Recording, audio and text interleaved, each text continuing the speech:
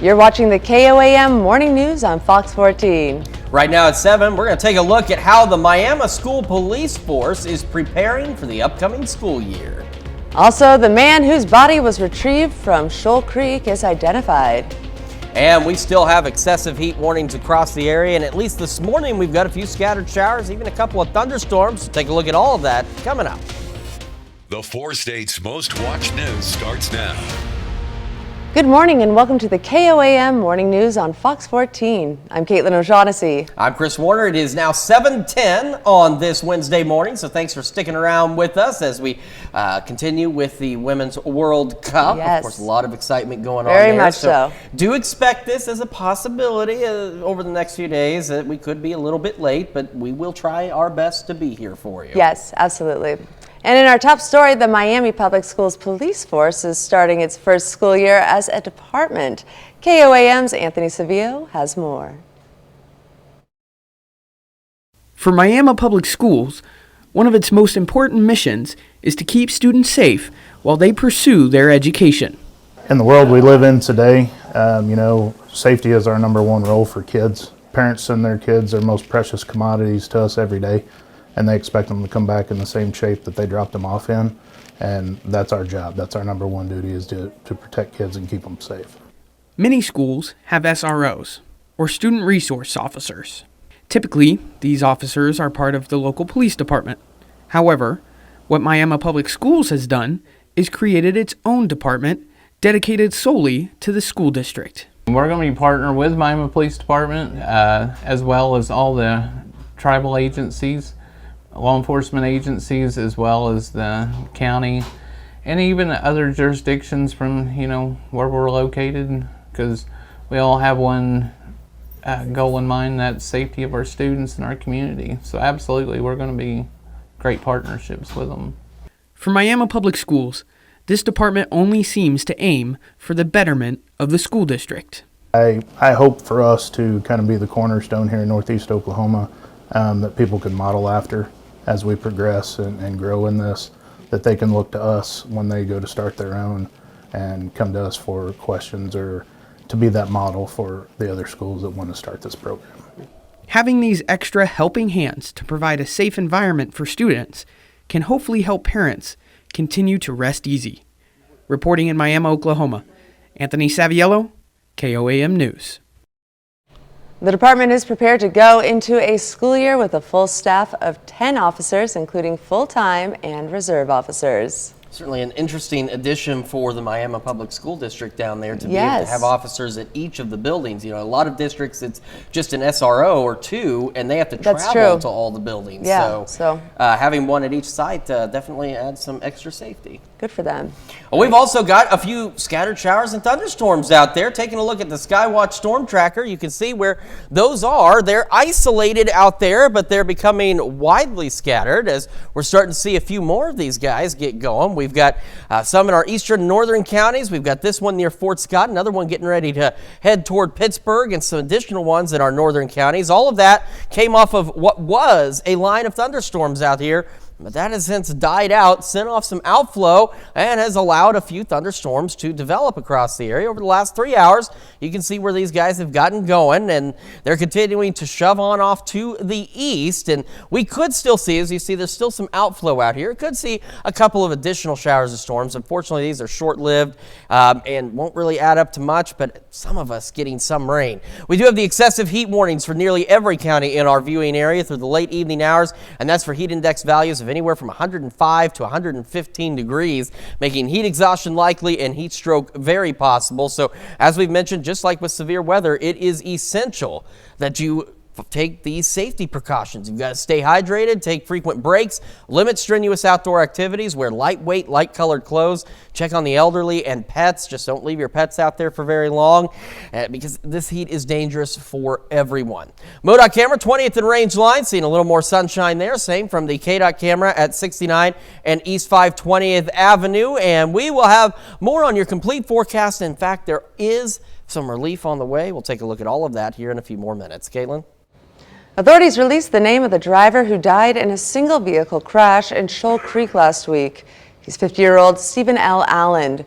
You might recall he was driving an SUV last Thursday when it went into the creek. It was completely submerged by the time emergency crews arrived and found Alan dead inside. We still don't have official word on that cause of death or what led to the crash. And the state of Missouri was scheduled to execute Johnny Johnson yesterday. Johnson kidnapped 6-year-old Casey Williamson, then brutally murdered her at an abandoned factory in 2002. Courts found that Johnson was competent at the time and is competent now. The execution proceeded as scheduled. Oklahoma State Bureau of Investigation steps in to assist the Canadian County Sheriff's Office with an alleged sexual assault by a deputy. Authorities say Canadian County Deputy Wensley Wayne Hunter Jr. was transporting a woman from Bryan County to the Canadian County Jail for an outstanding warrant.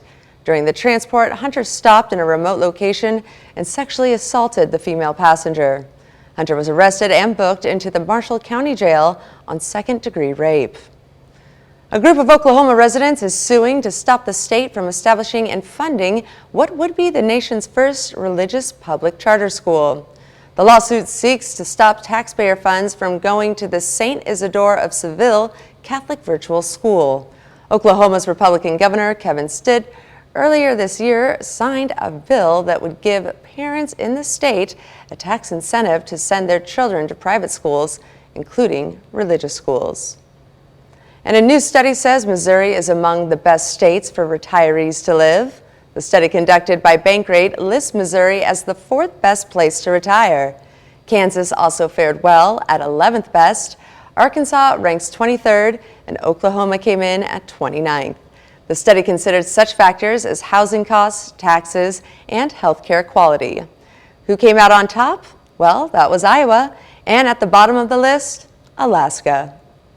A city sales tax will continue to fund Parsons, Kansas emergency responders for at least another decade. The numbers are in, and Parsons voters overwhelmingly say yes to a proposal that will extend the city's half-cent public safety sales tax for another 10 years. 544 votes said yes, only 94 said no. The tax supports funding competitive pay to retain experienced police officers and firefighters and to pay for training. It also helps buy vehicles and other critical equipment. That was the only area election yesterday, but several Missouri communities will head to the polls 6 days from today. Most of them are tax levy questions. Some will be general sales taxes, others will be taxes on marijuana sales. For a full list of the elections next week, go to our website, KOAMnewsnow.com. Coming up, Catherine Pinto from the K-State Extension Office stops by to tell us all about upcoming program involving healthy snacks. You're watching the KOAM Morning News on Fox 14.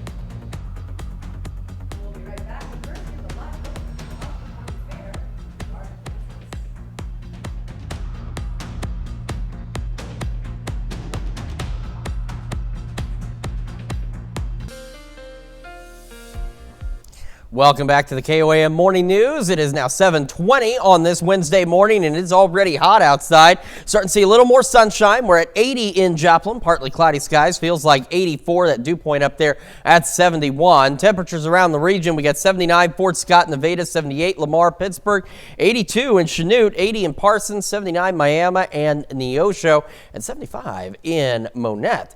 We still have the showers and thunderstorms. They're isolated out there, but they could continue through the early morning hours through about 8, 9 o'clock. The rest of us partly cloudy, getting hot quickly as we go into lower 90s by late morning. And as we head into the afternoon, we're talking temperatures lower 100s, mostly clear skies. That's why we have the excessive heat warnings we've been talking about. That's heat index values anywhere from 105 to 115 degrees today. So do make sure you're taking appropriate precautions if you have to be outdoors. If you don't have to be outdoors, just simply stay inside. It's a lot better in the air conditioning.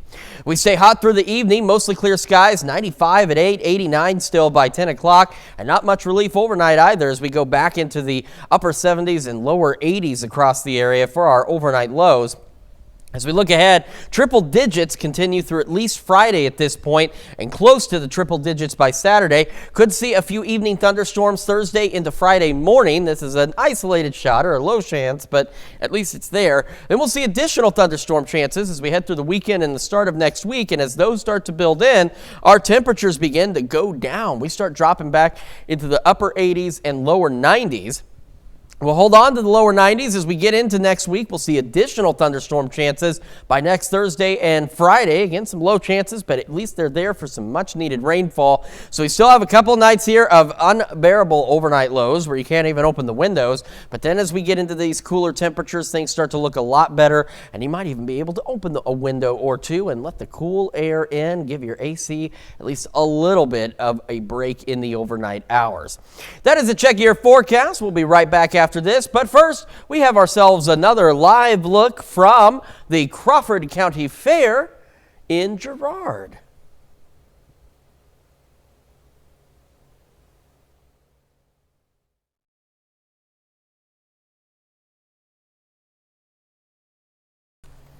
Welcome back to the KOAM Morning News on Fox 14. Join us in the studio today for another Wildcat Wednesday. It's Catherine Pinto. Welcome. And you are here to tell us all about a project known as the Happy Healthy Snack Project. Not the unhappy healthy snack, but the happy healthy snack. So what's that all about? Yes. So my job for the Wildcat Extension District is really fun. So I get to oversee 2 federal grants that focus on education on nutrition, physical activity, and food safety. And we do this for 3rd grade all the way to end of life, but in 2 different ways. We do the hands-on nutrition classes that a lot of people know us for, but the second component we call PSE, which stands for Policy, System, and Environmental Change Work. And the concept behind it is we can teach someone knife skills and how to add more fruits and vegetables, but if their environment's not set up for them to be healthy, then they're not going to be healthy. So that's where the Happy Healthy Snack Project came into play, and its goal is to equip teachers with healthy snacks in their classrooms so that the parents don't have to always provide those and it doesn't come out of the teachers' pockets. And I know a lot of teachers around here do buy a number of supplies for their own classrooms, and of course parents with inflation and a number of other things going on, it's difficult to provide healthy meals and healthy snacks sometimes. So how important is it to be able to have this project and to be able to deliver these healthy snacks to the kids? Right. So how it all started is a previous client that I used to be a personal trainer. We're friends on Facebook, and she posted her Amazon wish list for her classroom for snacks. And so I just messaged her. I said, hey, tell me a little bit about this. Do you pay for them all? Is it required? All that sort of stuff. And she said, their school, over 50% of their students are on free and reduced lunch, which is very common in our area. And she said if the parents don't have money to pay for it, sometimes they use their SNAP benefits or their WIC benefits. And if they don't have enough snacks, the teachers pay for them. And so it's really important to get those snacks in the classrooms, but also that they're nutritious. And so we work together for them to write their first grant. In this past school year, we implemented at our first school all 3 kindergarten classrooms, and it went really, really well. The snacks were able to be sent home to kind of help battle some of that food insecurity some might be seeing. And then the teachers got to, spend that money for other things for their classrooms. Right. And for the parents at home, as you mentioned, some of them using their SNAP or WIC benefits, that kind of helps them with that food insecurity a bit too, because they can focus on meals for the home instead of also having to get all this other stuff for the kids to get to school. Absolutely. And it gives them something healthy to choose from as well. All right. Well, hey, thank you so much for coming in. If other schools want to get involved, can they do that? Right. So we are grant funded for this first school. They were a pilot school. We've secured funding this next year for that school, and we want to stretch into other schools as well. And so the Wildcat District website has my contact information. We also have an Amazon wish list with a QR code that anyone, wink, wink, can donate to, and those are general donations. And so any school that wants to get involved, even if they don't have a grant, we can start on some of that policy work for the classroom and then also provide some of those healthy snacks. All right, Catherine, thank you so much for coming in this morning. Of course, all this information on our website as well at KOAMnewsnow.com. We'll be right back after this. Well, a fire department in Arizona is working to get more girls interested in a career in firefighting. Carly Moore has more. A test of physical and mental toughness. Young women between 12 and 18 years old participating in Aurora Fire Rescue's Camp Spark. We want to be able to build a confidence level with them to know what's right and wrong and to make good choices in those environments. The goal is to ignite interest in firefighting. I wanted to learn more about being a firefighter. I want to make sure that my passion is set in stone. Or other male-dominated careers. Right now, Aurora is about 8% women. So if we could increase that. Within 3 days, these 40 girls gained confidence leadership skills, and put out actual fires. You have all these men and other people telling you you can't, or, you know, you're too small, but it's persevering through doubt and strength that you can and you will and you can do what you put your mind to. Yeah. And that's what every woman and young lady in this facility has shown me. Grab that knot, atta girl. Hoisting hoses, hammering sliders, and dragging dummies. Surprising themselves with the strength that they show during the same combat challenge that cadets do in the fire academy. What is nice to see is to see the progression of that timidness to being able to step out, being more vocal. Members of Aurora Fire Rescue volunteer their time to change lives. I do it because I wish somebody would have done it for me. I wish I would have been more knowledgeable to know that I could step into the world of any type of field, whether it's male dominant or not, and be able to shine. Not think I know I'm going to be a firefighter. Certainly an important program to just remind folks that you can do anything, and girls especially. Absolutely. Can do anything that the guys do. Get it, girls. Well, we'll be right back. Or, yeah, you say it too. Yeah, we'll be right back after the break. The 4 states' most watched news starts now. Welcome back to the KOAM Morning News on Fox 14. It's currently 7:35 a.m. Joplin Schools and the City of Joplin are partnering to install a crosswalk on 20th Street adjacent to Joplin High School. School officials say students crossing 20th Street have been a safety concern for some time. After months of discussions, the City of Joplin and the school district agreed to install a lighted crosswalk with a safety island between 2 lanes. The city and school district agreed to split the installment cost, which is approximately $38,000.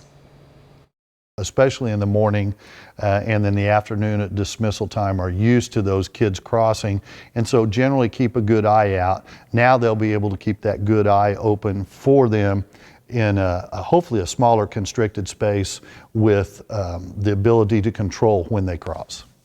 Petit hopes the crosswalk will be installed before the first day of school. Well, we've had a few scattered showers, even a couple of thunderstorms out there on the Skywatch Storm Tracker. Unfortunately, as we anticipated, they're beginning to die out, and the ones that aren't dying out are moving out of the area. They were part of some dying thunderstorms off to our west, and it helped trigger a few additional storms, as you can see, but those are moving on, and what we're left with is this excessive heat warning for nearly every county in our area, and this is for heat index values of 105 to 115 degrees, so heat exhaustion is likely, heat stroke is possible. You got to be taking these safety precautions out there. Stay hydrated, take frequent breaks, limit those outdoor activities, wear lightweight, light-colored clothes, and check on the elderly, and don't leave your pets outside too long. We'll have more on your complete forecast and when some relief is on the way here in a few more minutes. Caitlin?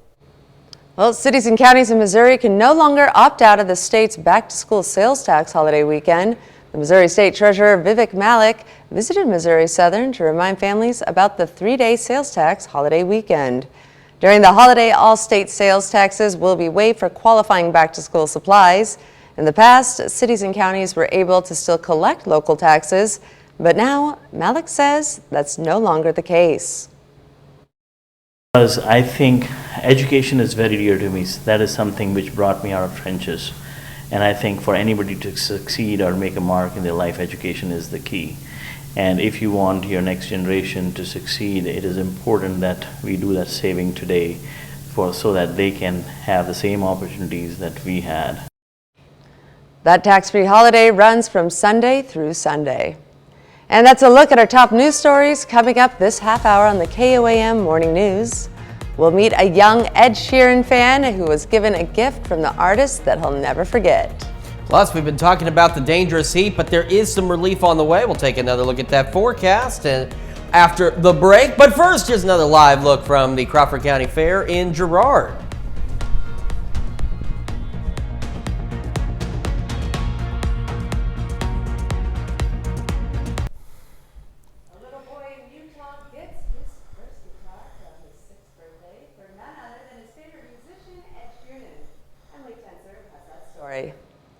And I want it just to me. His mom, Alex, wanted to do something special for his July birthday party, and then she heard her son thinking out loud about who he wanted to be there. Ed Sheeran. You want to invite him to your birthday party? Yeah. And then he just kind of went off about how, yeah, he's going to come. You invited him, right? And I'm like, sure, I'll invite him. In came the decorations, the cake, the themed cookies. It's not finished, delicious. And then a surprise that gave them shivers. And I was in shock. I was crying. It was just so cool. And I knew he was going to freak out. She didn't tell me until my birthday party morning. On the porch, a perfect present from the Grammy winner. He thought we did it. He's like, this isn't from Ed, this is from you. I'm like, no, this is not from me. Guitar! It's a good guitar! Inside, a guitar, a gold microphone, a signed new album, and a notebook with a letter from Ed telling Ren he can start writing songs. Ren is still searching for inspiration. A girl? No. Sharon also gave him a shirt and this blue stuffed animal that Ren named Blue Raz and built a bed for. He's glad I like it. A gift, making him feel like maybe he is somebody. In an unforgettable moment, the Lamoureux will keep in a photograph. And just showing like the power, like the positive power of the internet, I guess, that so many people rallied behind us and help make a dream come true for Ren.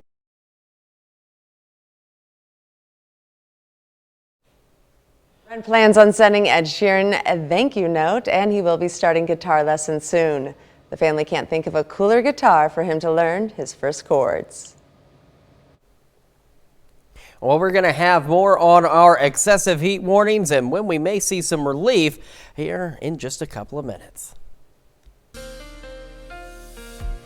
Welcome back to the KOAM Morning News, 7:45 now on this Wednesday morning. So we've got the excessive heat warnings for nearly every county in our area for heat index values today, 105 to 115 degrees. It's already hot out there. 80 in Joplin, feels like 84 with that dew point up there at 71. Temperatures around the region also pretty warm. 79's Iola, Fort Scott, Nevada, Pittsburgh, 82 in Chanute, 78 Chetopa, Miami, Neosho, and 80 in Carthage and Lamar. As we get our morning started, we still have a few of those isolated scattered showers, a couple thunderstorms out there, and those will probably continue through about 8, 9 o'clock before they clear out. The rest of us will be partly cloudy, getting hot pretty quickly into the low 90s by late morning. As we head into the afternoon, we've got highs into the lower 100s across most of the region. We're going to have mostly clear skies out there, so unpleasant to say the least. And then, of course, with that dangerous heat index value as well.